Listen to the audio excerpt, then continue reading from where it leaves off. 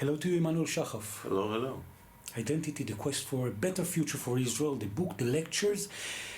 Though the situation nowadays in Israel is very challenging, what would you predict is going to be happening in the coming month, or the coming year?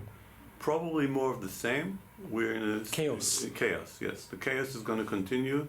The government is continuing to fuel the chaos with all kinds of legislative measures, all kinds of attempts which make the situation worse, both the economic situation and the social situation.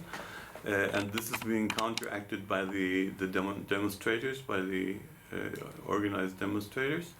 And the opposition in the meantime is not capable of getting its act together, so it doesn't have a coherent response. It's fighting a struggle against the legislation, the legal coup legislation, but not more than that. What would you expect them to do?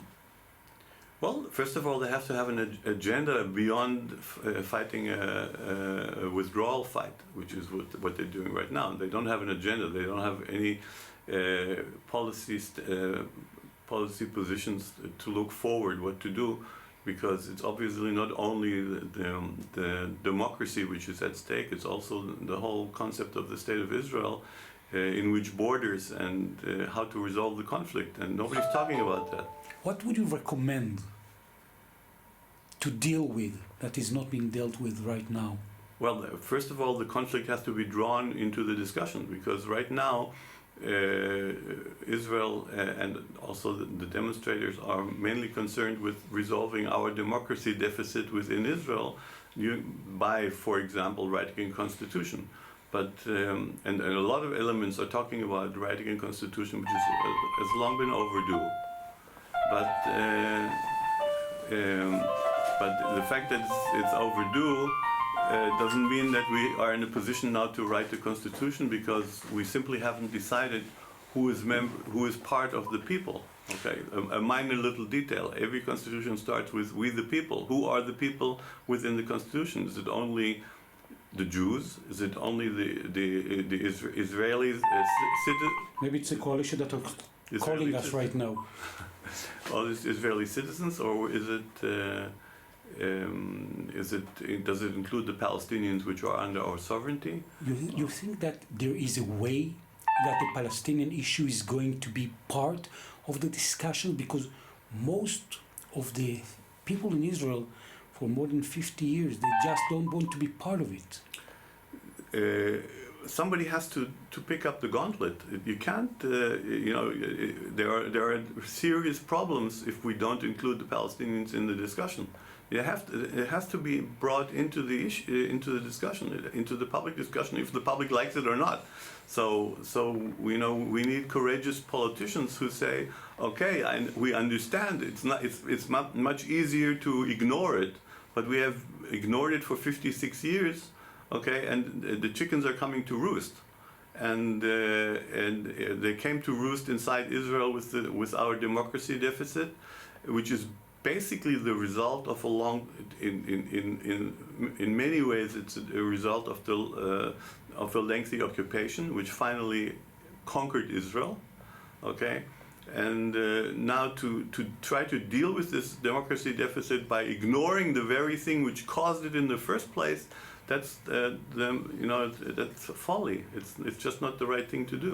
So the first step, you think, would be, now that the occupation is out of the table, to put it within the conversations? Yes, it has to be part of the conversation. It has to be tagged on. It has to be brought in. It has to be. We have to be made aware.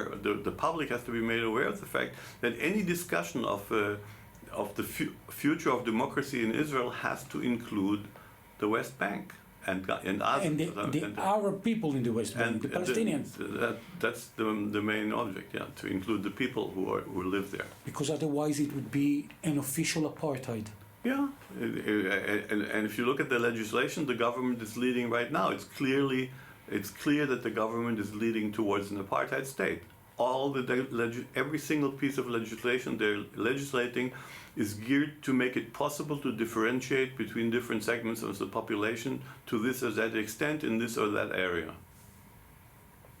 You know, it seems to be very sad that most of the Jewish people, most of the Israelis, for so many years are basically ignoring that.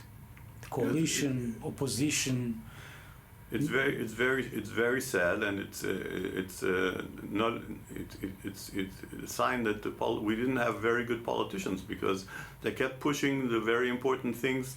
They kept putting them away and not deal with them, and now, like I said, the chicken are coming to roost. So we have to deal with it, and if we don't deal with it, worse things will happen. What do you think is happening with the way that the army is dealing with these kind of challenges that are happening in the occupied territories? Well, the army is also basically ignoring it, because it's letting the government getting away with changing the situation on the ground in the West Bank by permitting settlers to take over areas and basically and annex more and more territories for purposes of settlement and whatever.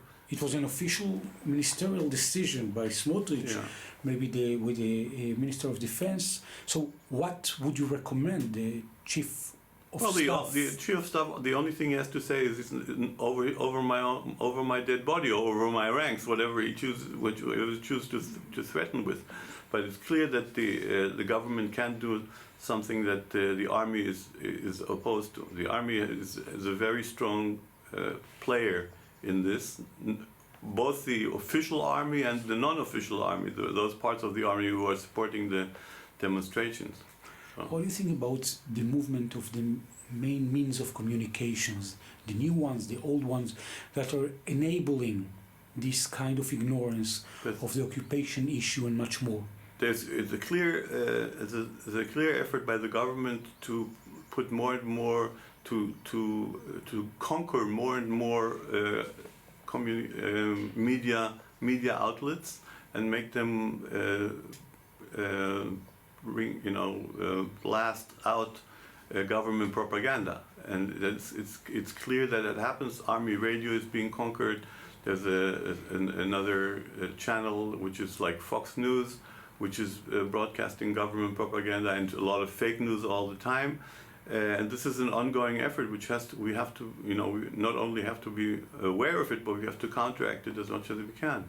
Doing what, for instance, would you recommend? By spreading correct news and spreading the fact that the government is trying to conquer the communications. That's part of the whole system.